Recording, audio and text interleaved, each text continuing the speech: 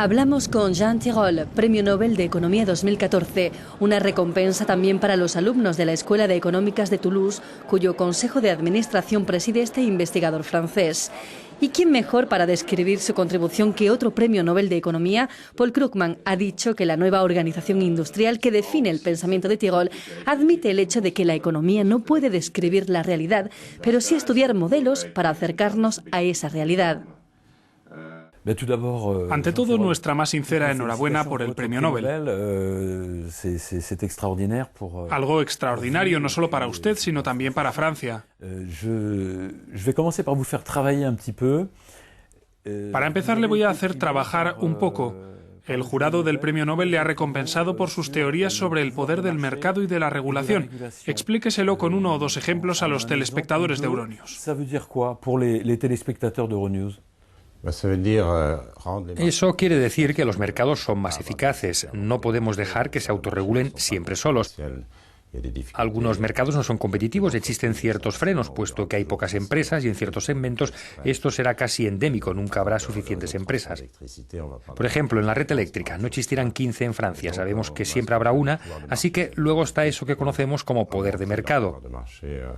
Es decir, las empresas pueden aumentar su poder de mercado y fijar precios elevados para los usuarios.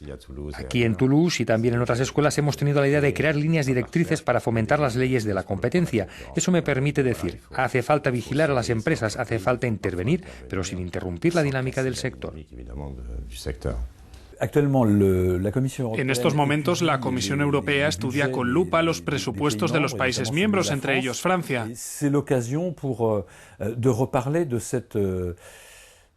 Estamos inmersos en ese proceso extremadamente delicado para un Estado que consiste en controlar su gasto público y aportar al mismo tiempo el carburante suficiente para que la economía siga creciendo.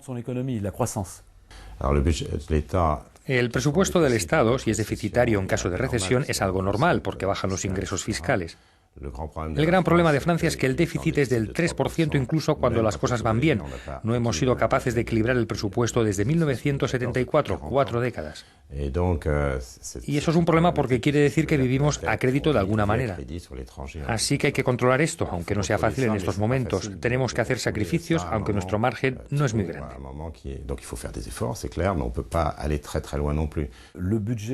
Un presupuesto europeo sería ideal para la integración europea. ¿Se trata de una utopía para usted? Hemos desperdiciado una ocasión histórica para crear una Europa presupuestaria. Estados Unidos como país son Estados Unidos por un presupuesto. Es decir, que cuando un Estado va mal, recibe transferencias automáticamente. Por ejemplo, a nivel de prestaciones por desempleo. Esos Estados reciben fondos de aquellos con una economía más solvente. No podemos trasladar esto a Europa porque su presupuesto es mucho más insignificante. No existe prácticamente un presupuesto europeo. Hablamos del 1% del Producto Interior Bruto. Es muy poco. No existen fondos automáticos para estabilizar los países, tampoco una unidad jurídica. Por ejemplo, si hablamos del mercado de trabajo. En Estados Unidos, por ejemplo, existe un gran mercado de trabajo con leyes laborales similares en California y el estado de Nueva York. No podemos decir lo mismo entre los países del sur de Europa y los del norte. Tendríamos que haber comenzado con una Europa presupuestaria con leyes similares, ya sea para regular los contratos de trabajo, la suspensión de pagos, ese tipo de cosas. Pero aún no hemos llegado ahí. Es verdad que se han dado mucho, que ha sido difícil, pero no veo hoy cómo un país del norte de Europa, pese a que me gustaría que fuera así, va a aceptar compartir sus subsidios por desempleo, sus presupuestos y todo eso con los países del sur de Europa. Usted es miembro del Consejo de Análisis Económico. Propone ideas y da su opinión sobre multitud de temas económicos que acaban en las mesas de los consejeros del primer ministro francés. ¿Tiene la impresión de que le escuchan y que esos consejos se traducen en las decisiones reales que luego se toman? A veces se cuelan las decisiones reales, pero el proceso es muy lento, lo que de alguna manera es también normal. Keynes decía, los políticos escuchan a los economistas que en muchas ocasiones ya están muertos y de los que ni siquiera conocen sus nombres.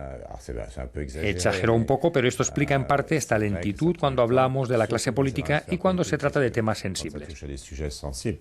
Por ejemplo, respecto a la reforma del mercado laboral, entiendo que genere muchas inquietudes en la gente. ¿Cómo vamos a hacer?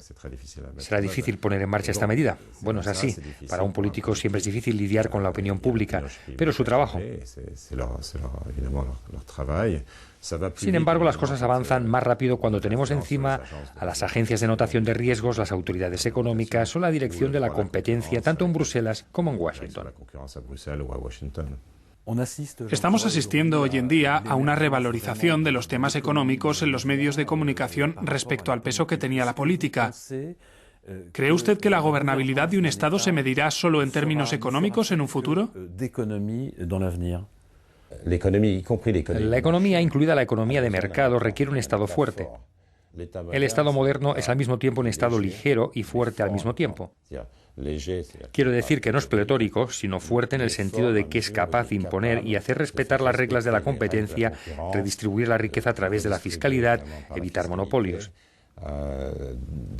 Un Estado que resista a los intereses de los grupos de presión, que realiza reformas.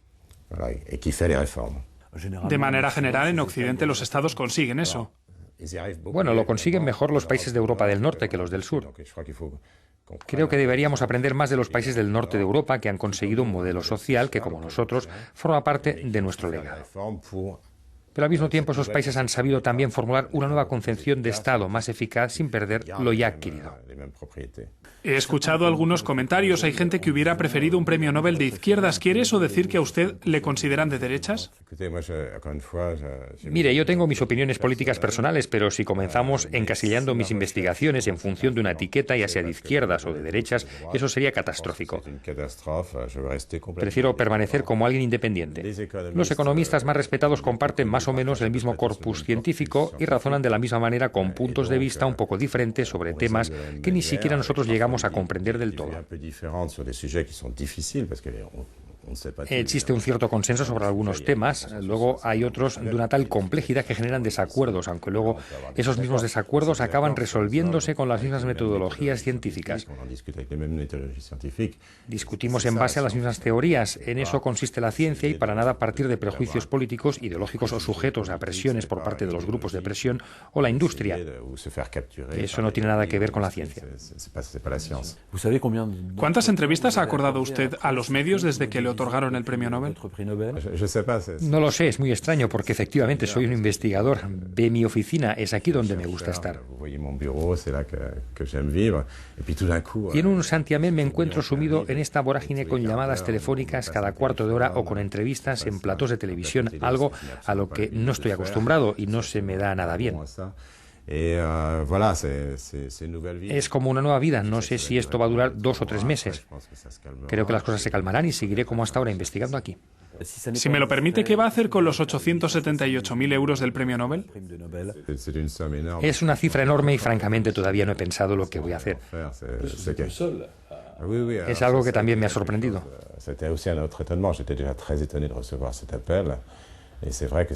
Primero, esa llamada de teléfono con la que me anuncian el premio, porque es bastante raro que se lo otorguen a un solo economista. Me siento profundamente honorado, porque es alucinante, como se dice en lenguaje vulgar hoy en día. Aún no sabe lo que hará. Me costará adaptarme a todo esto unos cuantos meses. Cuando vuelva de Estocolmo, me bajaré de esta nube. Merci beaucoup pour cet entretien. Je vous remercie.